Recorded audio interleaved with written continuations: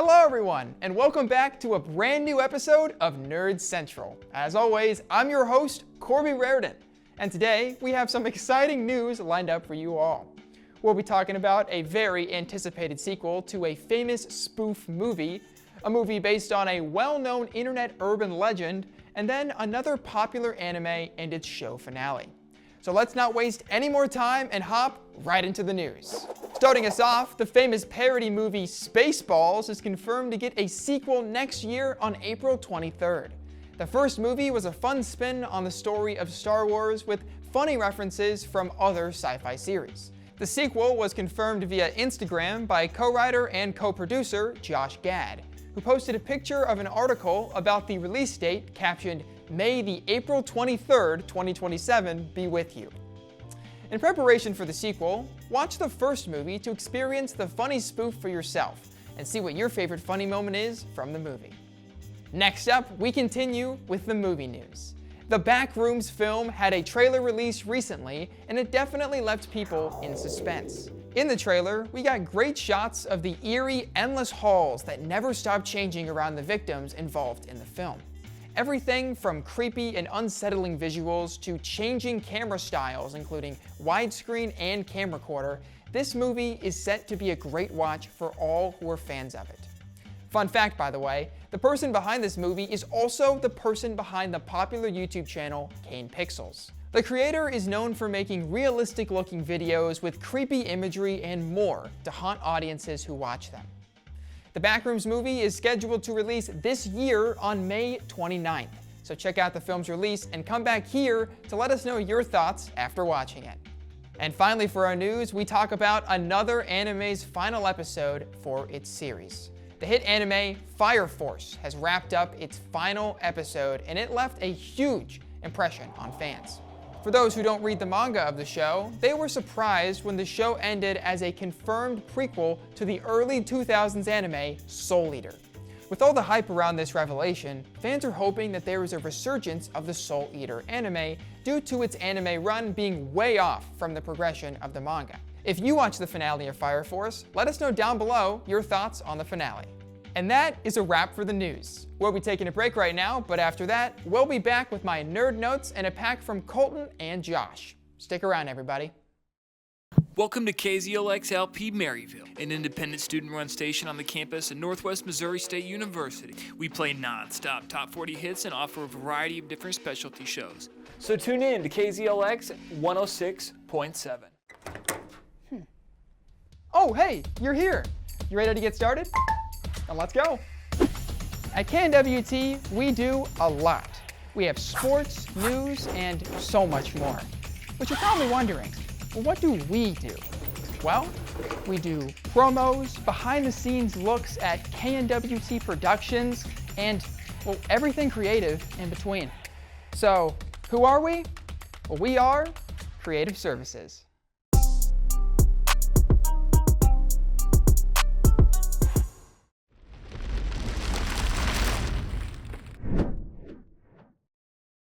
Welcome back to my Nerd Notes, everybody.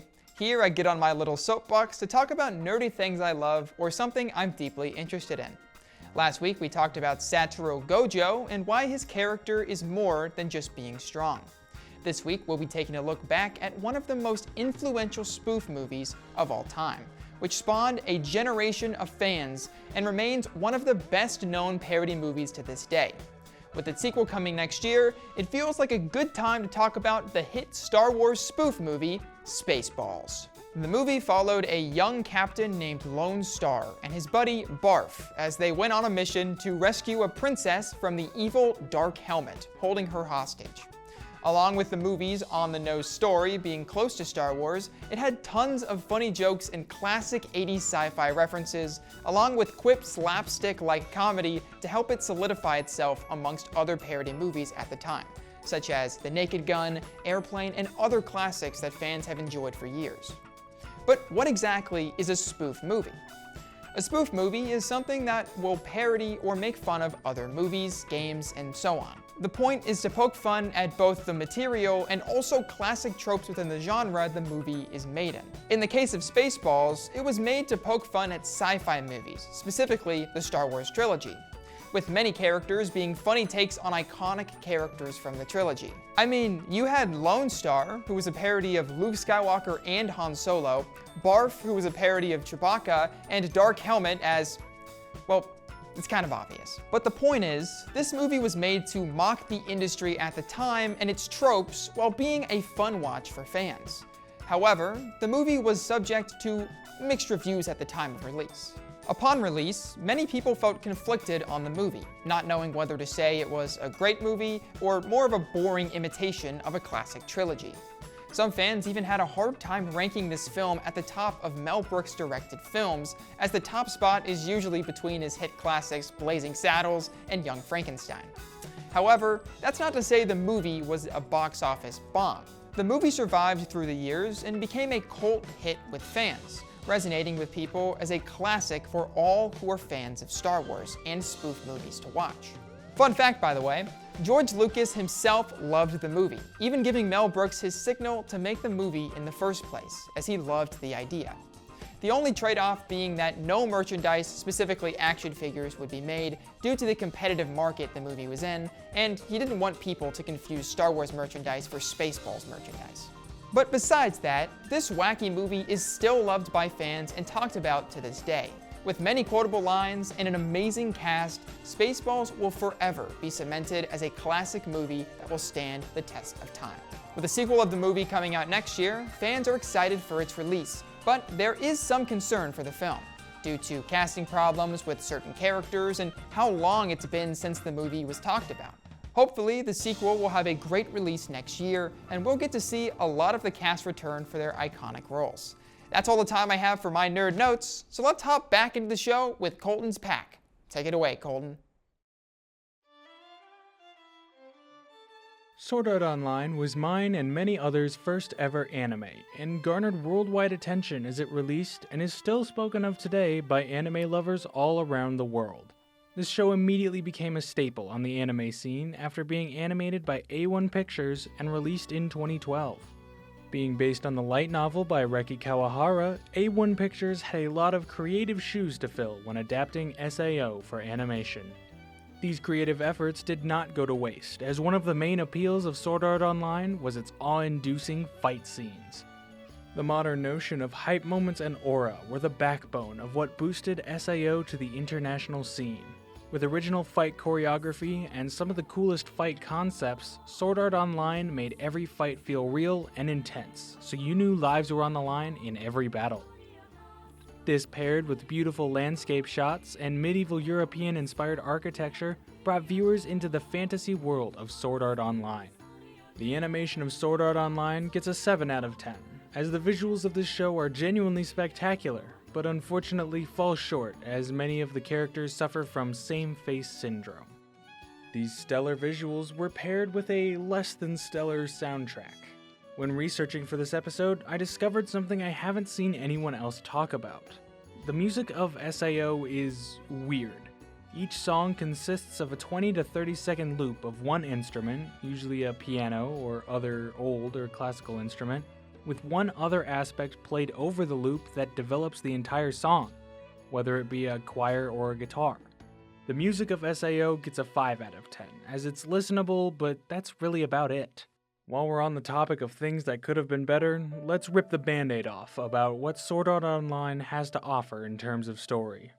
Remember earlier when I said the show garnered worldwide attention as it released and is still spoken of today by anime lovers all around the world? Unfortunately, the words are far from positive.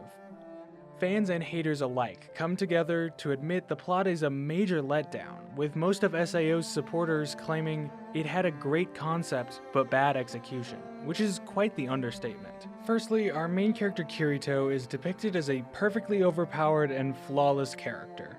With how much the writer loves Kirito, it should come as no surprise that all other characters are cast to the wayside. Due to SAO's popularity, this level of poor writing became the new norm, along with popularizing the isekai genre in anime. The story of SAO gets a 3 out of 10, as it refuses to respect its women characters and instead give the Mary Sue main character all the screen time. Overall, Sword Art Online gets a 5 out of 10, making it far from peak. Hey everyone, my name is Josh Oswald, and welcome to Mole Movies, where every week I watch a movie that's somewhat underappreciated, underground, or straight up forgotten about, and then I give you my thoughts on them and what I like so much about them. Don't worry, I won't be pulling any 1923 Serbian silent films told from the perspective of a sad shoelace, but we might get there eventually. So with all that out of the way, let's get talking about today's film, Sound of Metal, directed by Darius Martyr and released in the US on November 20th, 2020. Ruben, a recovering addict and the drummer for him and his girlfriend's metal band, starts going on tour when he makes a shocking discovery. He is losing his hearing. Initially, Ruben can't even move past denial. He sort of thinks he can ignore it like a bruise or a cut and it will heal itself, but that's not how hearing works, especially if you're regularly playing loud percussive music right in your ears. So obviously, after not taking care of himself properly, his hearing gets worse very quickly and he is forced to stop playing for his own sake. The suddenness of the situation is really impacting Ruben, challenging a lot of the stability he fought so hard to maintain. Whether it's his sobriety, his career, or his relationships, he's struggling to find his footing in this situation. So he's introduced to a rural deaf community that teaches the mindset that deafness isn't something to fix, just a different way to live. And while still tussling with the adaptability of learning how to be deaf, Ruben really struggles in the community, and we see the emotional toll it takes on him, not only to learn a completely new way of life, but he also has to tackle what his identity is. Things won't go back to the way they were before, but when you've given so much of yourself to drumming and the art of sound, where do you go when the thing that fueled your life up to this point is taken from you? The way this film uses sound and noise excels beyond being just a technical feature. It's a primary storytelling tool. The noise at the beginning of the film is loud and disruptive from an objective standpoint, but once we move into Ruben's POV, we hear it completely differently. Instead of just muffling the audio, you hear the sharpness in some of the higher tones, you feel the vibrations of the bass, or you hear nothing.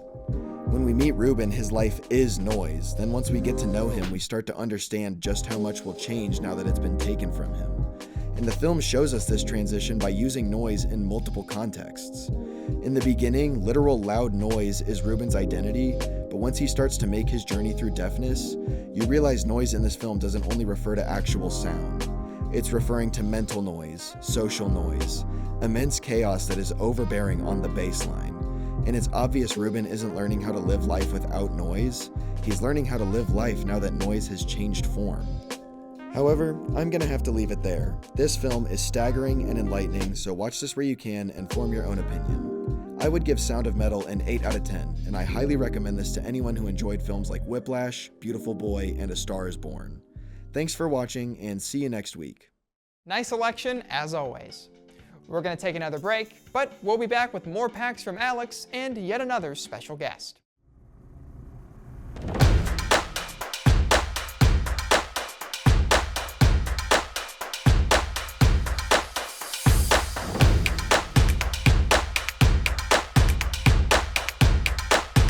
Transitioning into college can be so frightening. We may not know what we want to do, but eventually we find our passion. Some of us are driven by numbers or creativity, while others are motivated by logic or structure. Although our study paths never cross, at the end of the day, we're all aiming to reach that finish line. Learning isn't about standing apart. It's about discovering where we meet. And that's why we all have major perspectives.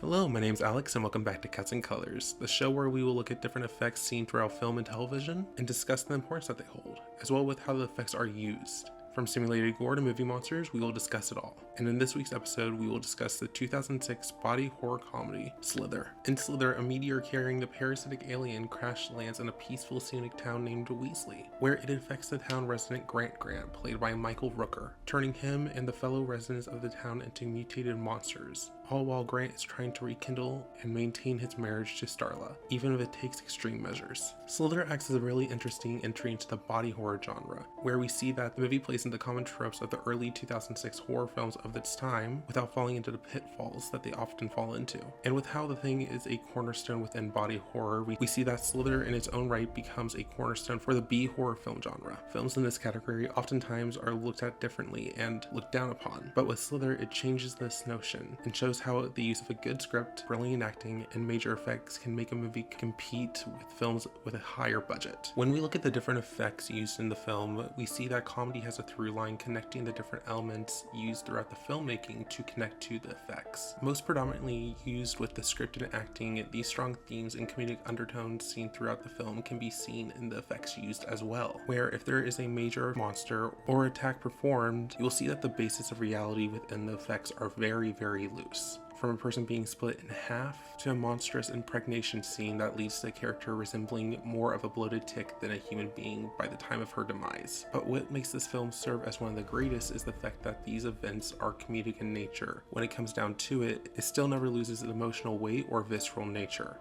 And one of the best progressions seen in the film is if we look at the progression of Brenda's character. Something's wrong with me. Yeah.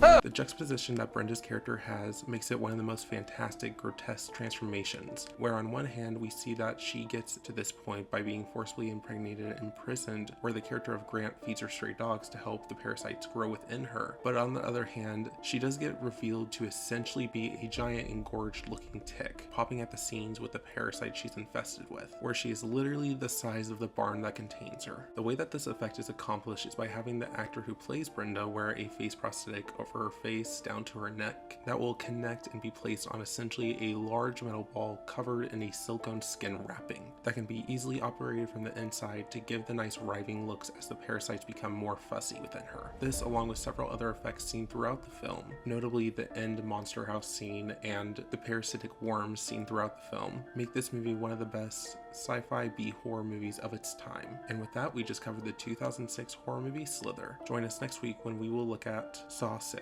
Until then, stay safe, stay scary, and stay cutthroat. Hi, my name is Corby Raridan, and I'd like to talk to you about a book. Specifically, this book, If Cats Disappeared from the World. Interesting name, right? Well, believe it or not, this is my favorite book of all time. Let's talk about that.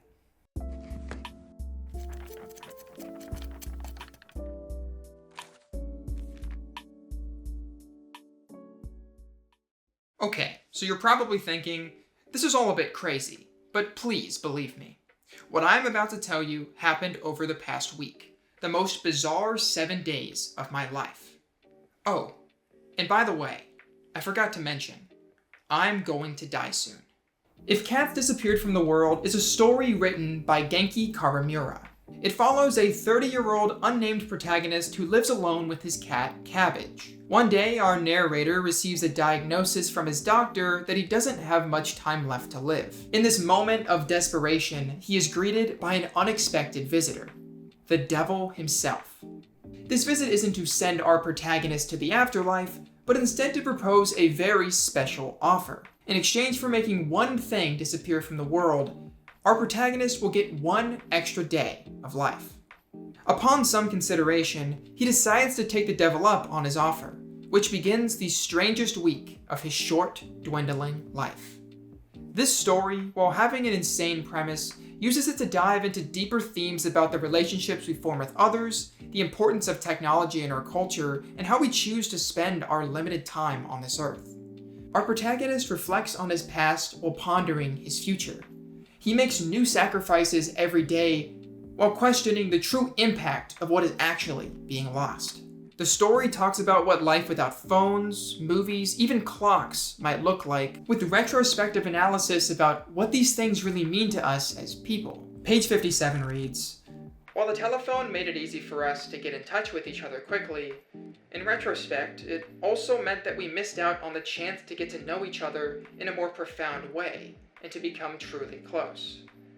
The phone did away with the time that was needed to develop real memories and feelings for each other." Reading this book for the first time, I was totally invested. It's ridiculous and insightful, full of silly laugh-out-loud jokes and packed with emotional moments that brought me to tears a few times. I found the text to be beautifully written, with dozens of standout quotes that stuck with me long after the story was finished. Page 83 reads, "A movie that shows my whole life would include both comedy and tragedy. All the joy, anger, and sorrow I've been through, the result of which would be nothing more than a blank screen. There's nothing there, nothing left, only an empty space." And this is Genki Karamura's book, If Cats Disappeared from the World. If any of this was interesting to you, then I recommend adding this to your reading list. It's easy to pick up, quick to read, and covers some profound themes that make you think about your own morality. I couldn't help but feel that this book was made specifically for me. And I hope you can find that same enjoyment in it for yourself. Thanks for watching.